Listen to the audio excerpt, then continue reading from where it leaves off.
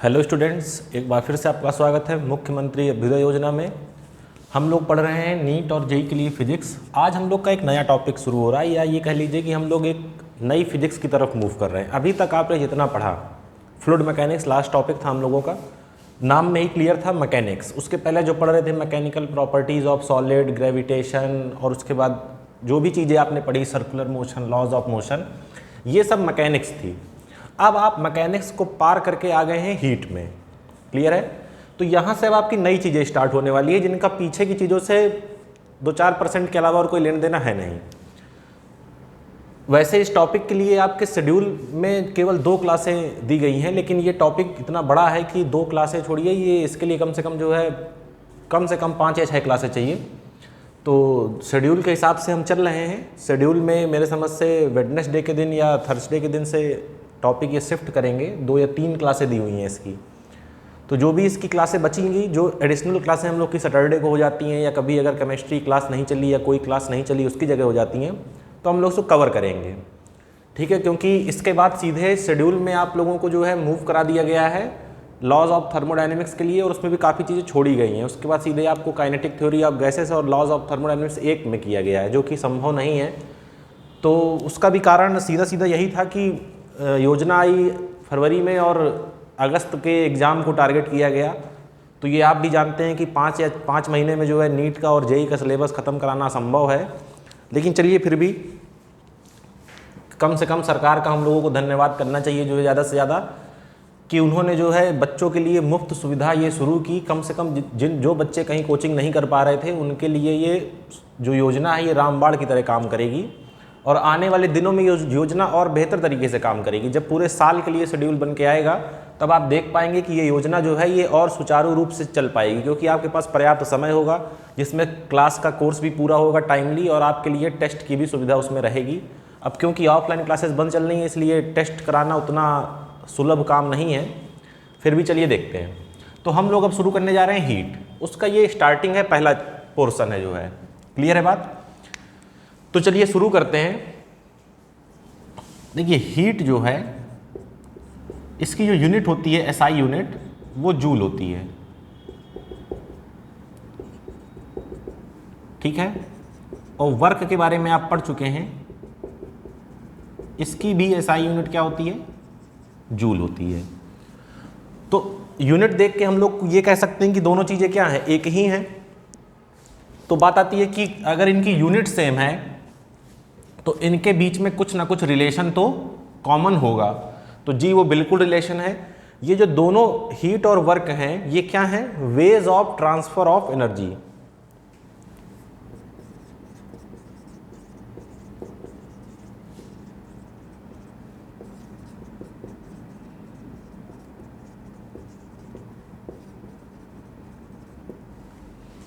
अब बात आती है कि अगर ये दोनों एनर्जी को ट्रांसफ़र करने के तरीके हैं, तो फिर दो तरीके क्यों पढ़ने?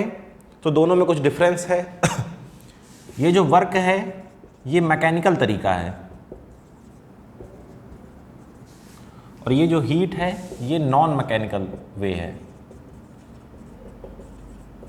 मैकेनिकल वे का मतलब जिसमें मैकेनिक्स अप्लाई हो, मतलब कुछ आप फोर्स लगाएंगे, कुछ डिस्प्लेसमेंट होगा, फिर वो कन्वर्ट होगा, ये सब चीज़ें हैं। जबकि हीट के साथ ऐसा नहीं है। जब जब हीट का जिक्र आएगा, तब तक एक क्वांटिटी का जिक्र और आएगा, वो है टेम्परेचर। बिना टेम्परेचर के हीट का कोई रोल नहीं, बिना हीट के टेम्परेचर का कोई रोल नहीं। अगर आपको हीट ट्रांसफ़र करनी है, क्या करना है? हीट का ट्रांसफ़र करना है, तो टेम्परेचर में डिफरेंस आना चाहिए। जैसे हम लोग बताते हैं, हीट को हिंदी में क्या कहते हैं? ऊष्मा। तो याद रखिएगा, ऊष्मा का प्रवाह मतलब फ्लो ऑफ हीट कहाँ से कहाँ होता है? हाई टेम्परेचर से लो टेम्परेचर। उसी प्रकार जिस प्रकार, जैसे आप लोगों को ये एग्जांपल मैं कई बार बता चुका हूँ बच्चों को, पानी जो फ्लो करता है नेचुरली, वो कहाँ से कहाँ करता है? हाई प्रेशर से लो प्रेशर। उसी तरह हीट कहाँ से कहाँ फ्लो करती है? हाई टेम्परेचर से लो टेम्परेचर। ठीक है? तो इस तरह कई सारी चीज़ें हैं। तो यहाँ तक की बात आपकी क्लियर है कि हीट और वर्क में क्या डिफरेंस है। अब इसके बाद जो हम लोग को पढ़ना है, वो पढ़ना है टेम्परेचर स्केल। आपने पढ़ा होगा, डिग्री सेंटीग्रेड का नाम सुना होगा, फ़ारेनहाइट का नाम सुना होगा, और केल्विन का नाम सुना होगा। इस समय कोविड के टाइम पर तो सब लोग जो है फीवर को मेज़र कर ही रहे होंगे। उसमें आप देखते हैं कि नॉर्मली जो थर्मोमीटर आता है डिजिटल वाला, उसमें 2 स्केल रहते हैं। एक स्केल आपका फ़ारेनहाइट रहता है, एक स्केल डिग्री सेंटीग्रेड रहता है या डिग्री सेल्सियस। तो चलिए देखते हैं। देखिए स्केल कितने भी बनाए जा सकते हैं, स्केल की कोई लिमिट नहीं है। स्केल आप चाहे अपने नाम से कोई स्केल बना लें, उसमें कोई दिक्कत नहीं है। बात ये आती है कि स्केल को डिफाइन कैसे किया गया है। तो स्केल को डिफाइन करने के लिए हमें 2 चीज़ें पता होनी चाहिए थी। एक, मेल्टिंग ऑफ आइस कब हो रही है, इसको बोलते हैं आइस पॉइंट। दूसरी, बॉइलिंग ऑफ वाटर कब हो रही है, इसको बोलते हैं स्टीम पॉइंट। अब इन दोनों के लिए हमारे पास कई स्केल हैं। 3 स्केल जो मेनली यूज होते हैं उनको देखते हैं। तो जब डिग्री सेंटीग्रेड की बात आई तो डिग्री सेंटीग्रेड में ये बताया गया डिग्री सेल्सियस में कि जो मेल्टिंग ऑफ आइस है वो 0 डिग्री सेंटीग्रेड पे होगी, और जो बॉइलिंग ऑफ वाटर है वो 100 डिग्री सेल्सियस पे होगा। ठीक है, ये कौन सी स्केल है आपकी, सेल्सियस स्केल। एक स्केल आपने और सुनी होगी, क्या, फ़ारेनहाइट। फ़ारेनहाइट में क्या बताया गया कि जो भैया मेल्टिंग ऑफ आइस है वो 32 फ़ारेनहाइट पर होगी, और जो बॉइलिंग ऑफ वाटर है वो 212 फ़ारेनहाइट पे होगी। ये कौन सा स्केल है, फ़ारेनहाइट स्केल। एक स्केल और आता है, आप जानते हैं, केल्विन स्केल। केल्विन ने कहा कि भैया मेल्टिंग ऑफ आइस जो है वो 273.15 केल्विन पर होगी, और जो बॉइलिंग ऑफ वाटर है वो 373.15 केल्विन पर होगा। तो ये तीनों आपके स्केल हैं, सी स्केल, एफ स्केल और के स्केल। इनके बीच में आप लोगों ने रिलेशन भी पढ़ा होगा कि सेंटीग्रेड को फ़ारेनहाइट में कैसे चेंज करें, या और भी चीज़ें। ठीक है, तो देखिए मैं कुछ रिलेशन लिख देता हूँ। के और सी के बीच का रिलेशन आप जानते हैं, के बराबर क्या होता है, सी प्लस 273.15। देखिए जब सी का 0 है तब के का कितना है, इतना। तो यहां से आप देख सकते हैं कि अगर सी में 2 बढ़ेगा तो के में कितना बढ़ेगा, इतना प्लस 2। ठीक है, और इसका रिलेशन भी आप जानते हैं, बहुत यूज़ करते हैं आप लोग। क्या होता है रिलेशन, सब लोग जान रहे हैं। रिलेशन क्या होता है, कई तरीके से लिखा जाता है। क्या लिखते हैं, C/5 F-32/9, या इसी को हम लोग कभी कभी लिख लेते हैं 9C/5 + 32 बराबर F। 9C/5 32 प्लस का इधर। तो ये आपके क्या है, टेम्परेचर के स्केल्स हैं। अब जैसे आपसे कहा जाए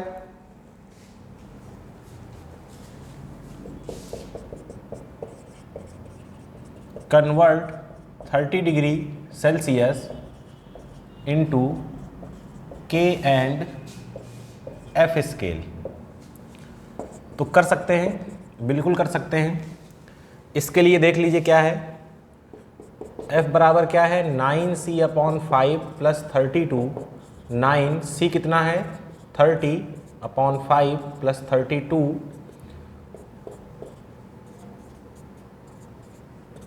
कितना आ गया, 86।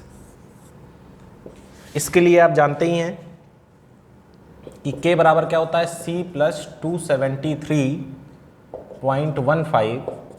K बराबर कितना हो जाएगा, 30 + 270। तो देखिए कितना हो गया ये, क्या 303.15 हो जाएगा, बिल्कुल हो जाएगा। ठीक है, तो इस तरह आप इसको कर सकते हैं, नोट डाउन कर लीजिए।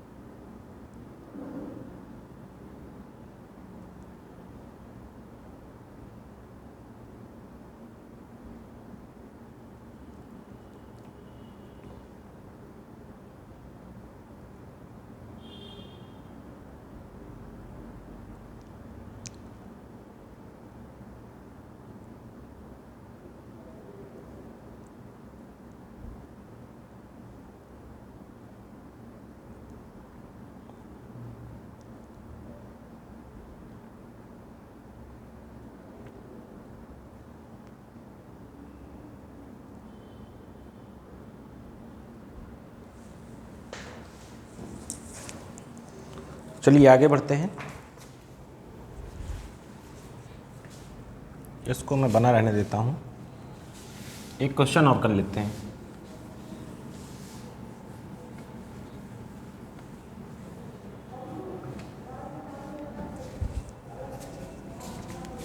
क्वेश्चन आपसे क्या कह रहा है? If temperature is changed from 20 degree Celsius to 60 degree Celsius,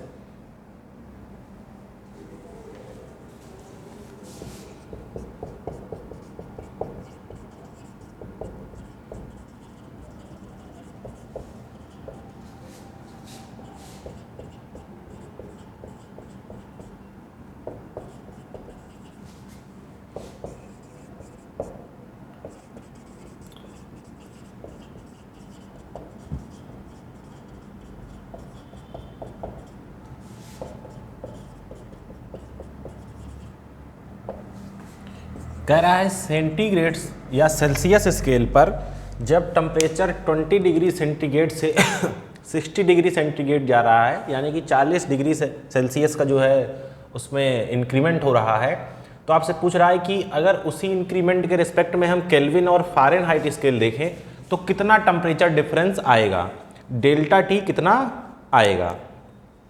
ठीक है ना, आपको टेम्परेचर नहीं बताना है कि कितना है, कि 30 है कि 40 है, आपको ये बताना है कि चेंज इन टेम्परेचर, यानी कि टेम्परेचर डिफरेंस कितना आएगा।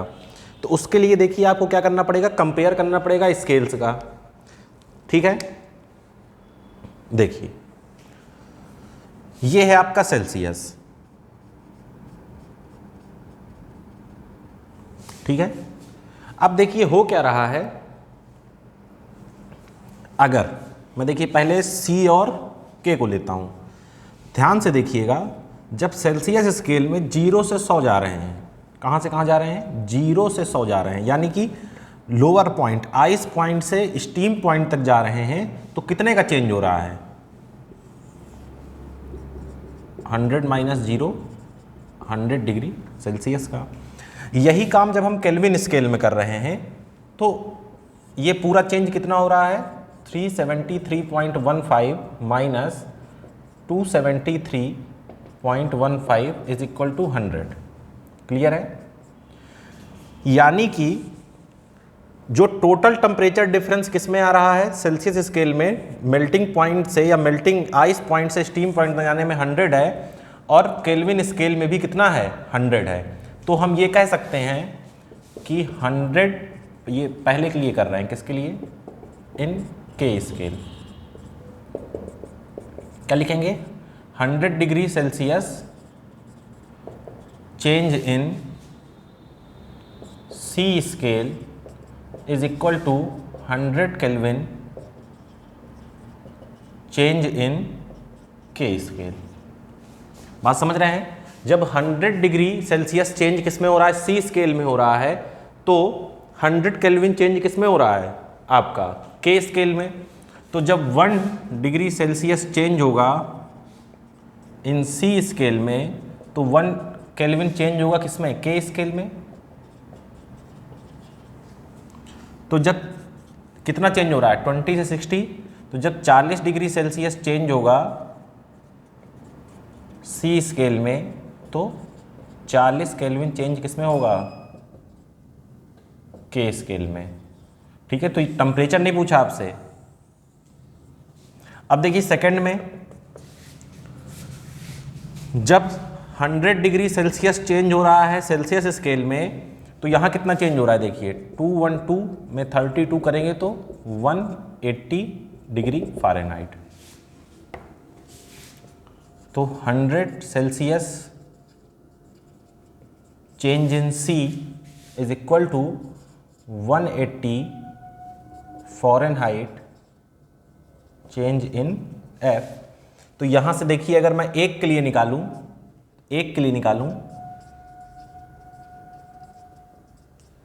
तो 180 अपॉन क्या हो जाएगा, 100 चेंज इन F। कितने के लिए निकालना है, 40 के लिए।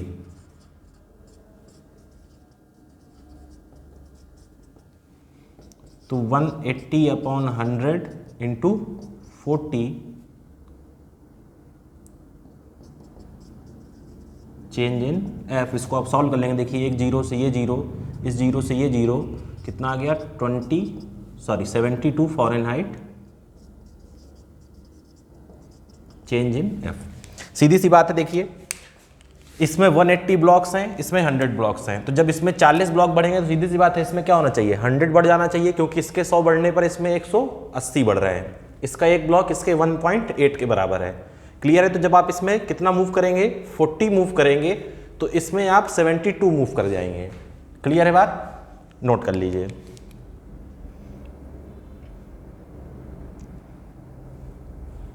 अब देखिए यहाँ पर यही चीज़ थी, अगर आप 40 के लिए फ़ारेनहाइट की वैल्यू निकालते तो वो अलग चीज़ हो जाती। यहाँ 40 रखते तो 5 8 9 72 और 72 104 आने लगता, तो 104 नहीं निकालना। आपसे पूछ रहा है कितना चेंज होगा डिग्री सेल्सियस में अगर 40 बढ़ते हैं तो फ़ारेनहाइट और केल्विन में। क्लियर है बात, नोट डाउन कर लीजिए।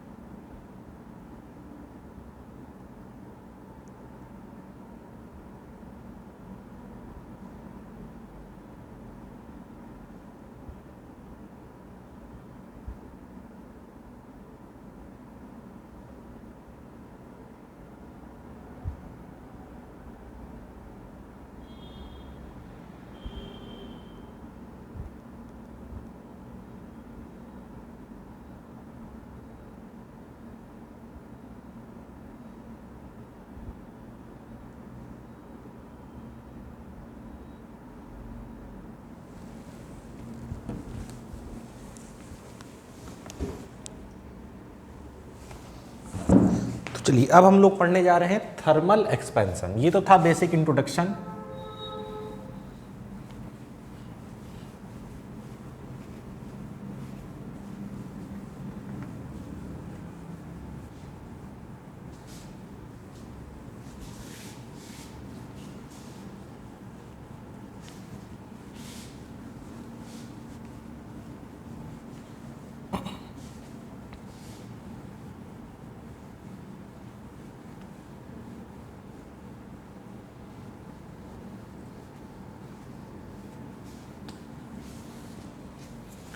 देखिए थर्मल एक्सपेंशन क्या है।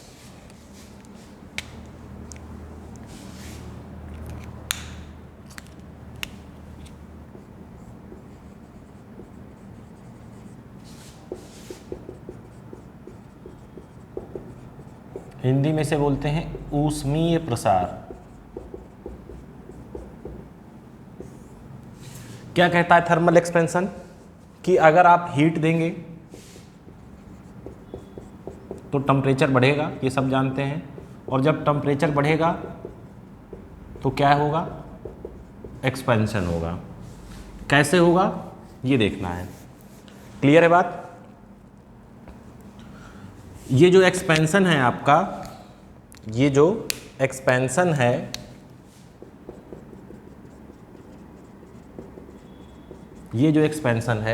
ये गैसेस में क्या होता है सबसे ज़्यादा, लिक्विड में क्या होता है उससे थोड़ा कम, और सॉलिड में सबसे कम।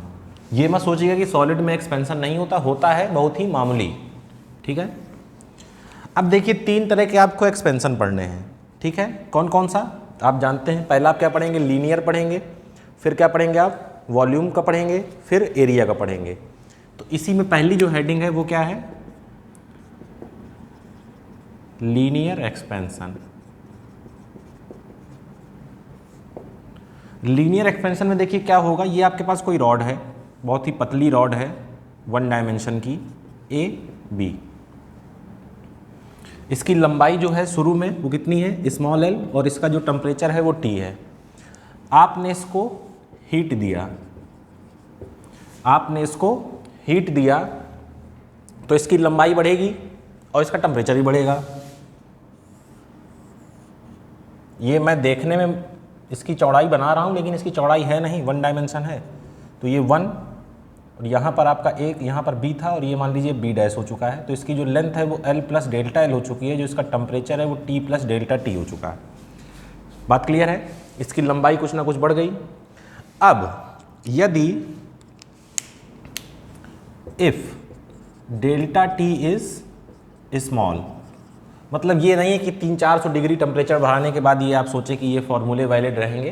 डेल्टा टी ज़्यादा बड़ा ना हो, डेल्टा टी इज स्मॉल, तो हमने ये देखा कि जो चेंज इन लेंथ आया, डेल्टा एल, जो चेंज इन लेंथ आया, डेल्टा एल या डेल्टा स्मॉल एल, कुछ भी, इसको चलिए कैपिटल एल मान लीजिए, स्मॉल एल थोड़ा देखने में कम अच्छा लगता है। तो वो जो डायरेक्टली प्रोपोर्शनल था किसके, डेल्टा टी के। दूसरा चीज़ ये देखी गई कि जो डेल्टा एल है वो प्रोपोर्शनल है एल के। तो अगर मैं इसको कंबाइंडली लिखना चाहूँ, तो मैं ये लिख सकता हूँ क्या, कि डेल्टा एल बराबर एल अल्फा डेल्टा टी। देखिए ये प्रोपोर्शनलिटी हटाएंगे तो ये अल्फा आएगा, ये प्रोपोर्शनलिटी नहीं भैया, ये इसको थोड़ा मैं आपको और थोड़ा सही से बना दूँ, कन्फ्यूज़न ना हो। ये ऐसे प्रोपोर्शनल बना है और ये अल्फा ऐसे बना है। ठीक है। तो एल डेल्टा टी, प्रोपोर्शनलिटी हटाया तो एक कांस्टेंट आया, वो कांस्टेंट क्या है, अल्फा। अल्फा को क्या बोलते हैं, coefficient of linear expansion. Alpha को क्या बोलते हैं, अल्फा क्या है, कांस्टेंट, बोलते क्या हैं, coefficient of linear expansion. Depends on material and loosely depends on temperature, temperature पे बहुत ही लूजली ये क्या करता है, डिपेंड करता है। अब देखिए अल्फ़ा को डिफाइन कैसे करेंगे, तो अल्फ़ा बराबर मैं ये लिख सकता हूँ क्या, delta L upon L delta T. If L बराबर 1 डेल्टा टी बराबर 1, दिस इम्प्लाइज अल्फ़ा बराबर डेल्टा एल। अब इसको समझिए, मैं लिखा भी दूंगा। 1 मीटर की कोई रॉड लीजिए, उसका टेम्परेचर 1 डिग्री बढ़ाइए किसी भी स्केल में, ठीक है ना। ये डेल्टा टी क्या है, 1 यूनिट, कोई भी यूनिट ले सकते हैं, ये 1 यूनिट, ठीक है ना। यूनिट लेंथ की कोई रॉड लीजिए, उसका टेम्परेचर 1 डिग्री बढ़ाइए, तो 1 डिग्री बढ़ाने पर टेम्परेचर, सीधी सी बात है, टेम्परेचर बढ़ाएंगे तो लेंथ बढ़ेगी, तो 1 डिग्री टेम्परेचर ऐसी किसी रॉड का बढ़ाने पर जिसकी लेंथ 1 यूनिट है या 1 मीटर है, उसमें जो लंबाई में जो उसकी लेंथ में चेंज आएगा वो चेंज क्या है, अल्फा है। बात समझ रहे हैं। 1 यूनिट लेंथ की आपने रॉड ली, उसका टेम्परेचर आपने यूनिट बढ़ाया, 1 यूनिट बढ़ा दिया, तो उसकी जो लेंथ में इंक्रीमेंट हुआ वही इंक्रीमेंट क्या है आपका, अल्फा है, ठीक है। कैसे डिफाइन करेंगे, increase in length per unit length on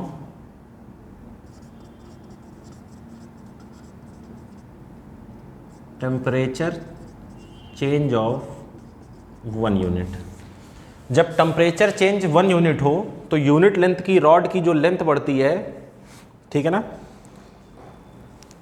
या टेम्परेचर, क्योंकि अब आपने इंक्रीज के लिए कह दिया है, तो temperature on temperature rise of 1 unit बोल दीजिए, टेम्परेचर को बढ़ाना पड़ेगा। क्लियर है। तो ये था आपका क्या, अल्फा। नोट डाउन करिए।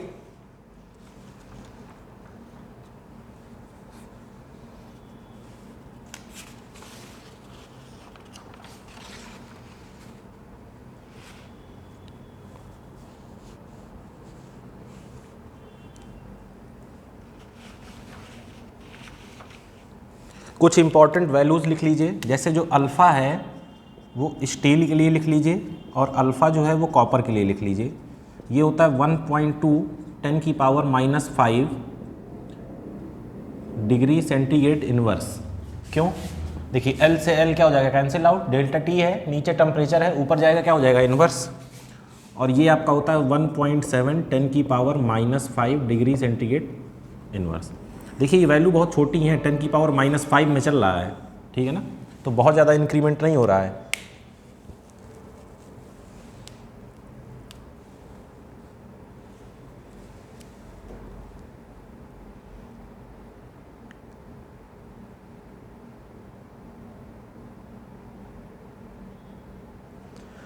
ये था लीनियर एक्सपेंशन। इसके बाद हम लोग पढ़ने जा रहे हैं एरिया एक्सपेंशन। एरिया एक्सपेंशन का बहुत ज़्यादा कोई यूज नहीं है। उसके बाद जो पढ़ेंगे वॉल्यूम एक्सपेंशन, वो सबसे ज़्यादा इंपॉर्टेंट है, तो टाइम हम लोग वहीं देंगे। एरिया एक्सपेंशन को थोड़ा सा समझ लेते हैं इसी से रिलेट करके, उसके बाद हम लोग बढ़ेंगे वॉल्यूम एक्सपेंशन की तरफ। क्लियर है, ठीक है, तो नोट कर लीजिए इसे।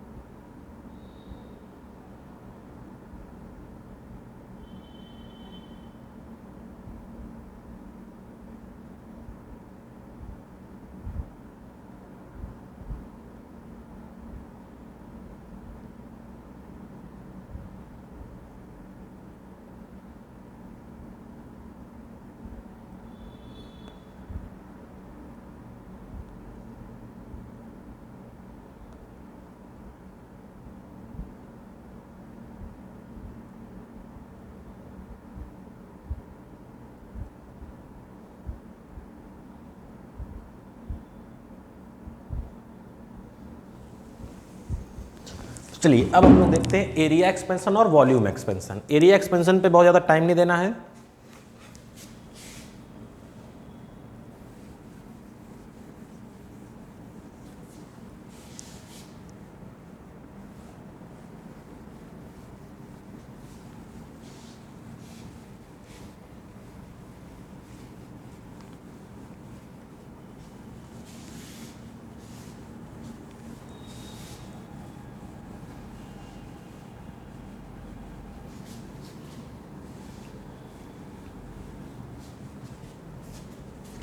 देखिए एरिया एक्सपेंशन में केवल थोड़ा सा जान लीजिए। नंबर 2,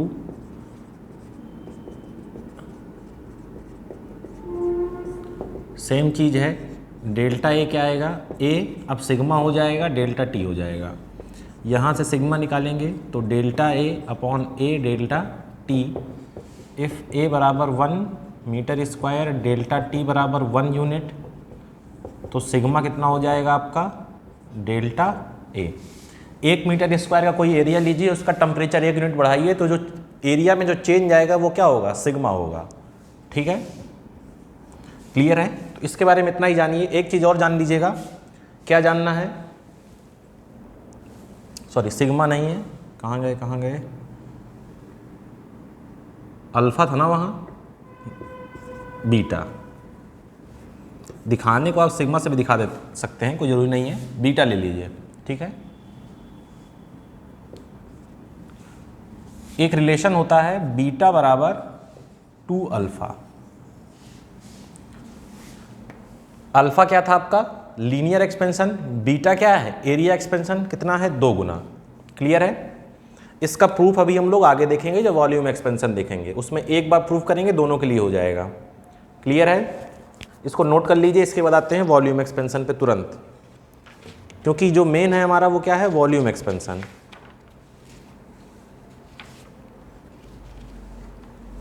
ठीक है, मैं इसको हटा रहा हूं। इसको भी आप वैसे ही डिफाइन कर सकते थे।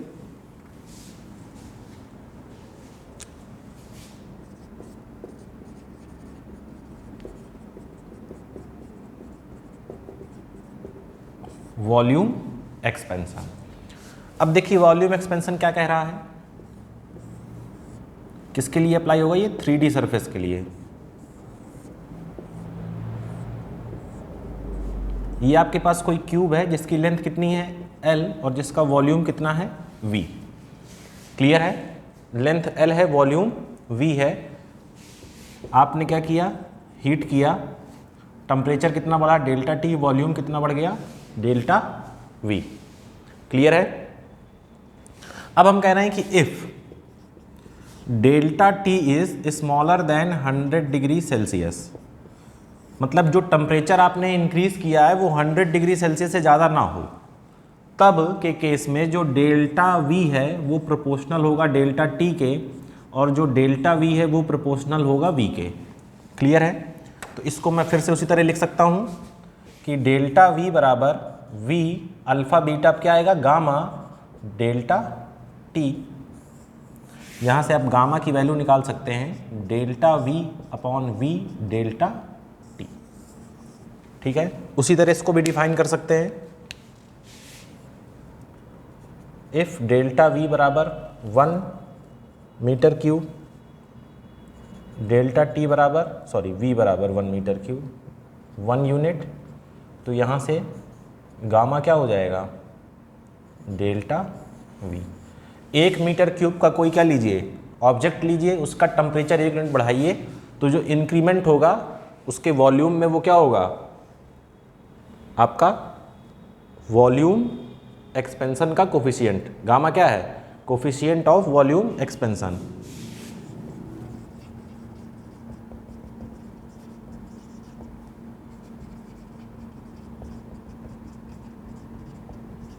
Coefficient of volume expansion. ठीक है, increase in volume per unit rise in temperature, लिख सकते हैं इसे। गामा को डिफाइन कर रहे हैं, increase in volume per unit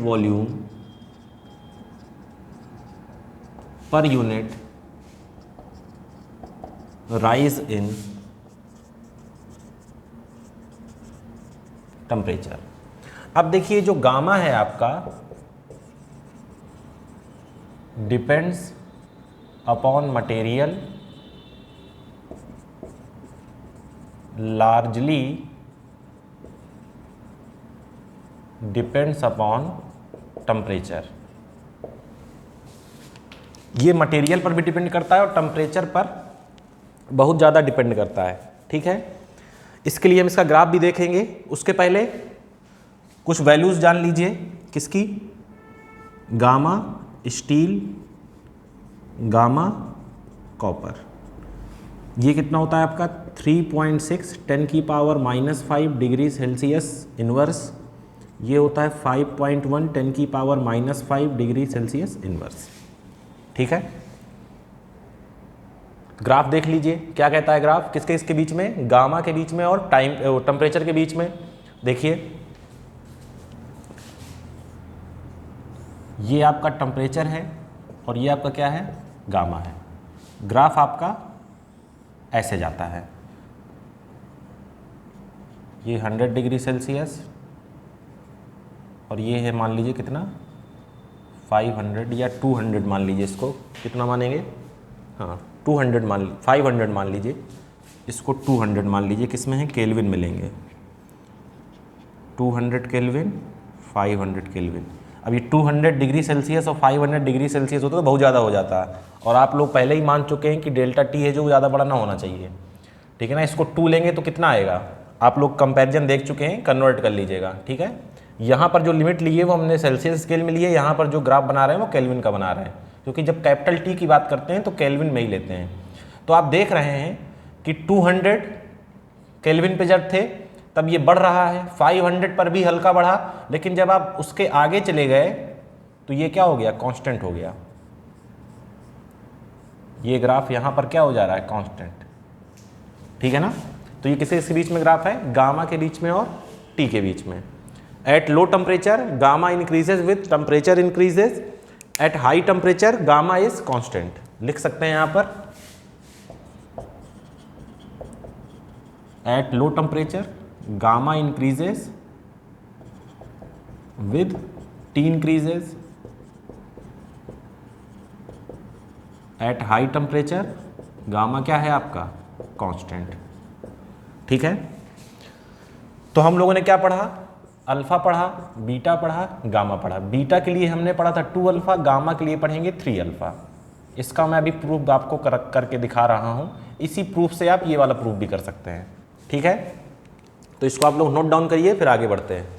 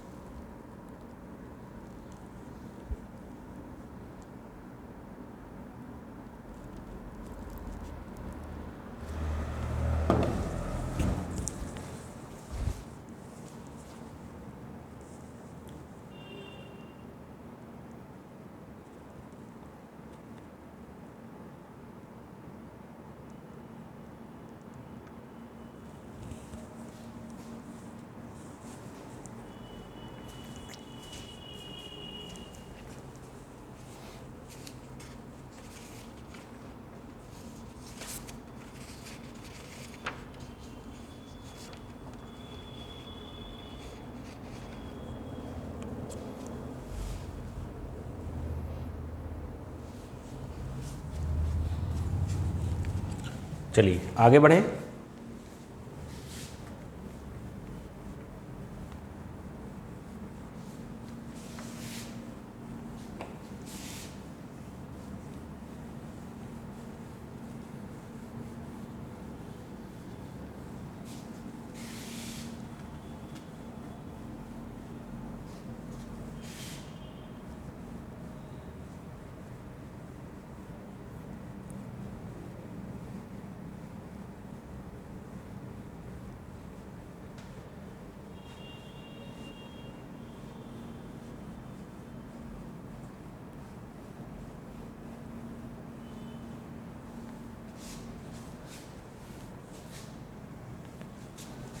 हम लोग देखने जा रहे हैं गामा बराबर, मेरा गामा थोड़ा आर की तरह लगता है, गामा बराबर 3 अल्फा किसके लिए वैलिड है? आइसोट्रोपिक के लिए। आइसोट्रोपिक क्या होते हैं? आइसोट्रोपिक जिनकी प्रॉपर्टी हर जगह क्या हो, सेम हो, ठीक है ना। तो चलिए देखते हैं। आप लोग जानते हैं कि डेल्टा एल जो है वो क्या है, L alpha delta T, delta we जो है वो क्या है, वी गामा डेल्टा टी। ये दो चीज़ें आप पढ़ चुके हैं, इन्हीं दोनों के बीच में रिलेशन निकालने वाले हैं, ठीक है। अब देखिए, एक मान लीजिए मैं क्यूब लेता हूं जिसका इनिशियल वॉल्यूम v है, लेंथ क्या है, l है। अब अगर हीट किया गया तो टेम्परेचर कितना बढ़ेगा इसका, मान लीजिए टेम्परेचर बढ़ा dt, लेंथ बढ़ी dl, वॉल्यूम बढ़ा d।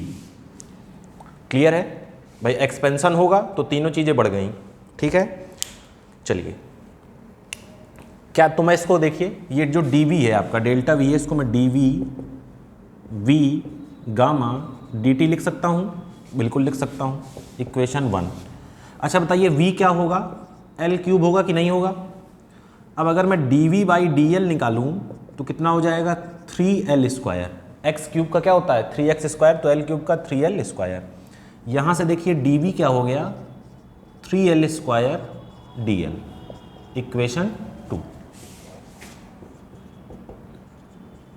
Using equation 2, equation 1 becomes, ठीक है। तो देखिए इक्वेशन 1 में वैल्यू रखिए, dv की जगह क्या रखेंगे, 3l स्क्वायर dl, क्लियर है, is equal to v gamma dt। 3l square dl, v की जगह मैं l क्यूब लिख सकता हूँ, गामा dt। देखिए L2 से ये कैंसिल हो जाएगा, कितना बचेगा, 3dl l gamma dt। 3dl की जगह क्या ये लिख सकते हैं, l अल्फा डेल्टा t, तो l अल्फा और dt, l गामा dt। देखिए dt से dt, l से l, तो यहाँ से आप देख पाएंगे क्या आ गया, गामा बराबर 3 अल्फा। इसी तरह आप प्रूफ कर सकते हैं बीटा बराबर 2 अल्फा। ये वाला एक्सप्रेशन ले लीजिएगा और बीटा वाला ले लीजिएगा, डेल्टा ए बराबर उसके लिए ले लीजिएगा, सॉल्व करेंगे तो वही आएगा, ठीक है।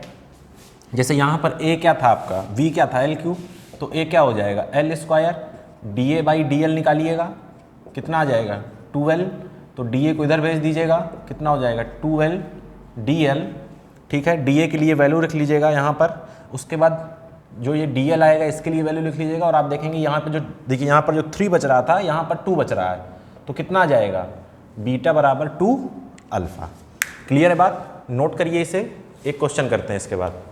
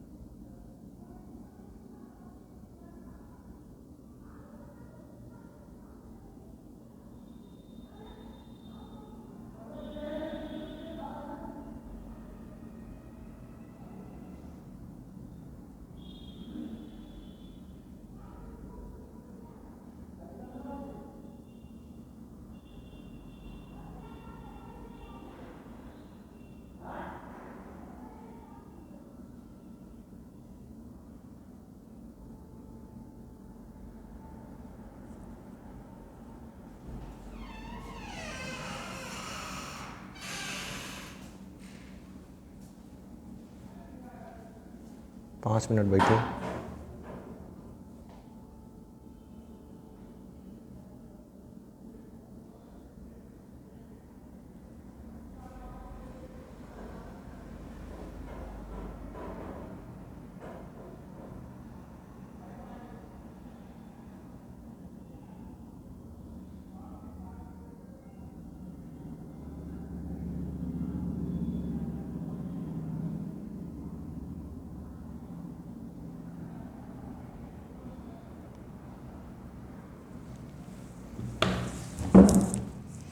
चलिए एक क्वेश्चन देखते हैं।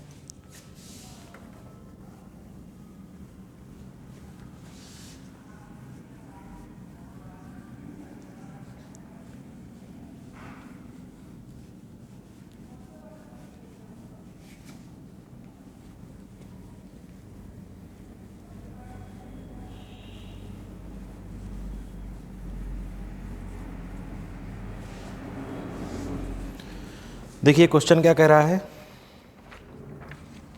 फॉर एन आइडियल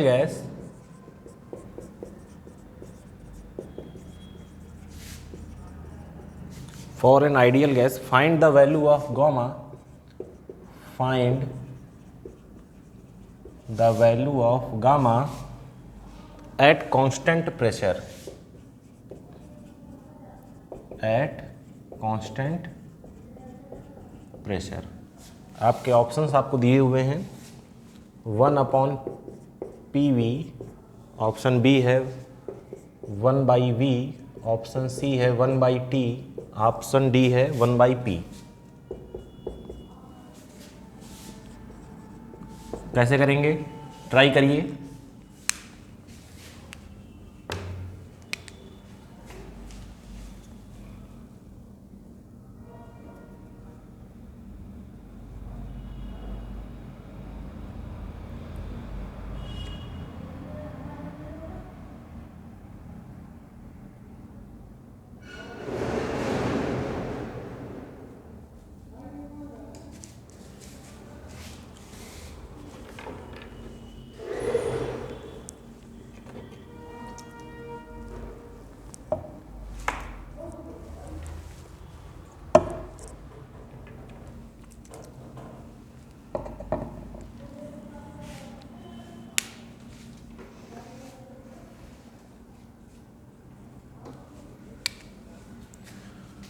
ट्राई कर लिया है। देखिए आइडियल गैस के लिए पीवी बराबर क्या होता है, nRT।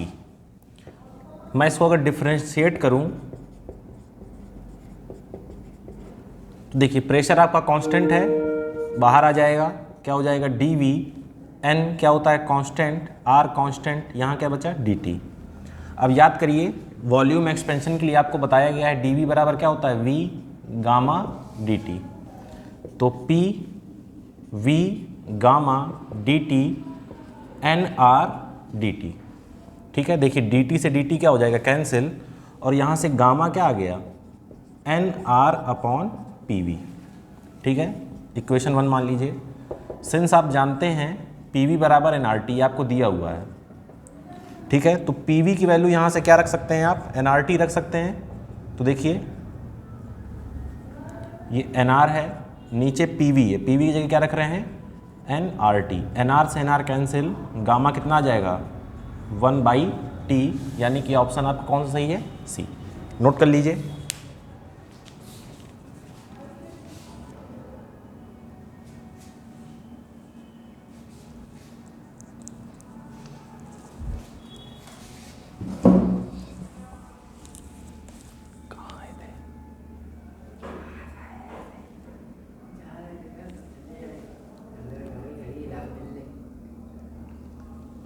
खैर सही है, चलते फिरते बन रहा है अकेले। हाथ दिखाओ जरा, हाँ सही हो गया। तो वहाँ तो दुकान बंद रहती होगी, अरुण के यहाँ रहती, खुली रहती है? सुबह जाते हो? अच्छा, गुरुजी से मुलाकात हुई?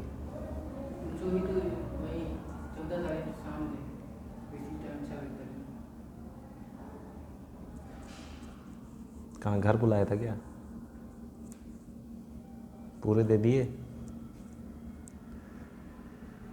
दे दिए तब तो खर्चा चढ़ा होते ना, वो दिन निकले नहीं जब तक जेब में पैसा नहीं आया। अब जिसके पास जाएंगे, छोटे भाई बहन है, भांजी है, भतीजी है, त्योहार के टाइम में खर्चा देना जरूरी है, इसी टाइम लगता है। तो देखिए आज हम लोगों ने क्या पढ़ा, आज हम लोग ने स्टार्ट किया था thermal expansion, calorimetry and heat transmission. इसका पहला लेक्चर था आज। इसमें हम लोगों ने बेसिक कॉन्सेप्ट देखे। थर्मल एक्सपेंशन हम लोगों ने देखे, तीनों लीनियर देखा, एरिया देखा और वॉल्यूम देखा। उसके बाद न्यूमेरिकल किया है। नेक्स्ट जो हम लोग पढ़ेंगे वो पढ़ेंगे anomalous expansion of water. Water जैसे हम लोग अभी देख रहे थे, टेम्परेचर बढ़ाते हैं तो क्या होता है, वॉल्यूम बढ़ता है। लेकिन वाटर के केस में थोड़ा सा चेंज आ जाता है। वाटर के केस में हम लोग देखेंगे कि टेम्परेचर बढ़ाने पर या टेम्परेचर घटाने पर वॉल्यूम कम होने की जगह क्या हो जाता है, एक्सपेंड कर जाता है, जिसे बोलते हैं एनामोलस या एबनॉर्मल एक्सपेंशन ऑफ वाटर। इसको हम लोग नेक्स्ट वीडियो लेक्चर में देखेंगे। तो आज के लिए इतना ही, धन्यवाद।